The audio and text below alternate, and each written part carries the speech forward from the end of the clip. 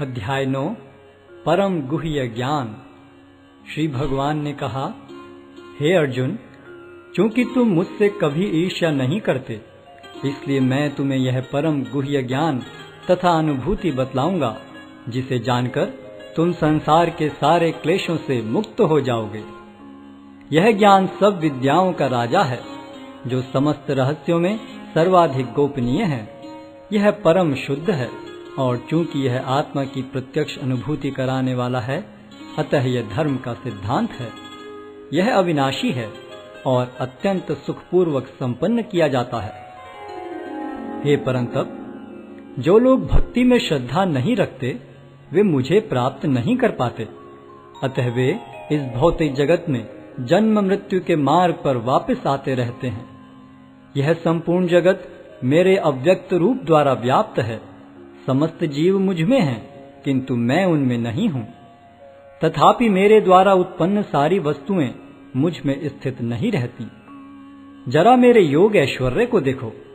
यद्यपि मैं समस्त जीवों का पालक हूं और सर्वत्र व्याप्त हूं, लेकिन मैं इस विराट अभिव्यक्ति का अंश नहीं हूं, क्योंकि मैं सृष्टि का कारण स्वरूप हूं। जिस प्रकार सर्वत्र प्रवहमान प्रबल वायु सदैव आकाश में स्थित रहती है, उसी प्रकार समस्त उत्पन्न प्राणियों को मुझ में स्थित जानो। हे कुंती पुत्र, कल्पकांत होने पर सारे प्राणी मेरी प्रकृति में प्रवेश करते हैं, और अन्य कल्प के आरंभ होने पर मैं उन्हें अपनी शक्ति से पुनः उत्पन्न करता हूँ। संपूर्ण विराट जगत मेरे अधीन है।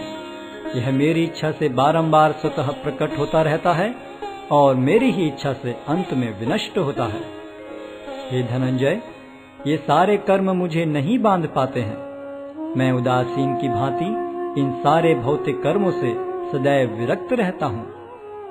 हे कुंती पुत्र, यह भौतिक प्रकृति मेरी शक्तियों में से एक है, और मेरी अध्यक्षता में कार्य करती है, जिससे सारे चर तथा अचर प्राणी उत्पन्न होते हैं। इसके शासन में यह जगत बारंबार सृजित और विनष्ट होता रहता है। जब मैं मनुष्य रूप में अवतरित होता हूँ, तो मूर्ख मेरा उपहास करते हैं। वे मुझ परमेश्वर के दिव्य स्वभाव को नहीं जानते। जो लोग इस प्रकार मोहग्रस्त होते हैं, वे आसुरी तथा नास्तिक विचारों के प्रति आकृष्ट रहते हैं। इस मोहग्रस्त अवस्था में उनकी मुक्ति आशा, उनके सकाम कर्म तथा ज्ञान का अनुशीलन सभी निष्फल हो जाते हैं।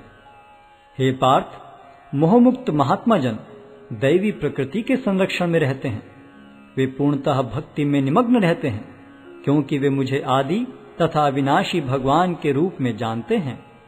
ये महात्मा मेरी महिमा का नित्य कीर्तन करते हुए, दृढ़ संकल्प के साथ प्रयास करते हुए, मुझे नमस्कार करते हुए भक्ति भाव से निरंतर मेरी पूजा करते हैं।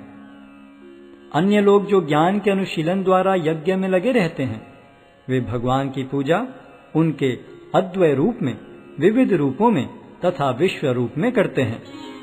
किंतु मैं ही कर्मकांड, मैं ही यज्ञ, पितरों को दिया जाने वाला तर्पण, औषधि, दिव्य ध्वनि, घी, अग्नि तथा आहुति हूँ।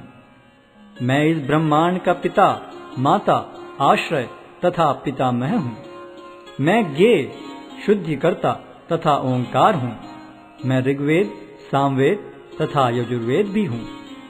मैं ही लक्ष्य, पालनकर्ता, स्वामी, साक्षी, धाम, शरण स्थली तथा अत्यंत प्रिय मित्र हूँ। मैं सृष्टि तथा प्रलय, सबका आधार, आश्रय तथा अविनाशी बीज भी हूँ। हे अर्जुन, मैं ही ताप प्रदान करता हूँ और वर्षा को रोकता तथा लाता हूँ। मैं अमृतत्व हूँ और साक्षात मृत्यु भी हूँ। आत्मा तथा पदार्थ दोनों मुझ ही में हैं। जो वेदों का अध्ययन करते तथा सोमरस का पान करते हैं, वे स्वर्ग प्राप्ति की गवेषणा करते हुए अप्रत्यक्ष रूप से मेरी पूजा करते हैं। वे पाप कर्मों से शुद्ध होकर इंद्र के पवित्र स्वर्गिक धाम में जन्म लेते हैं, जहां वे देवताओं का सा आनंद भोगते हैं। इस प्रकार जब वे विस्तृत स्वर्गिक इंद्रिय सुख को भोग लेते हैं और उनके पुण्य कर्मों के फल क्षीण हो जाते हैं, तो वे इस मृत्यु लोक में पुनः लौट आते हैं।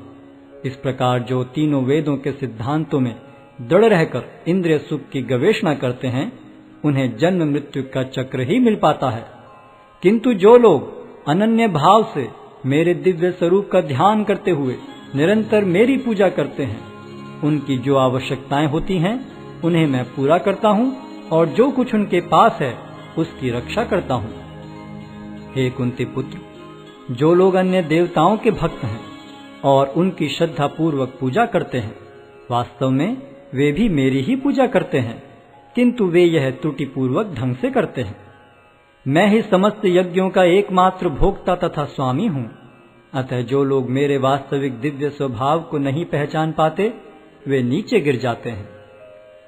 जो देवताओं की पूजा करते हैं वे देवताओं के बीच जन्म लेंगे।